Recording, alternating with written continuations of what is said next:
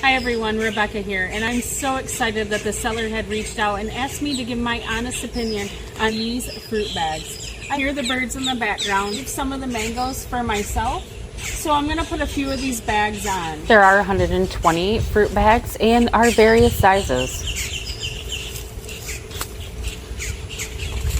They are so easy. All you do is slip it over and then you cinch the bag tight. And then you put it in a bow.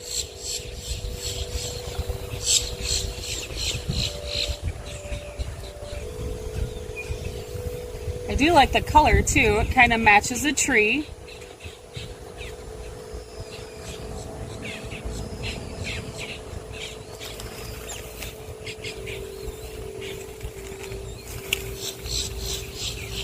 Let's get this bad boy right here.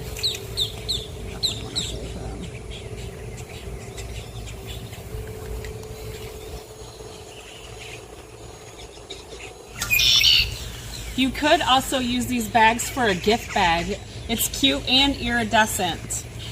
You could put many things. It's a multi-use bag.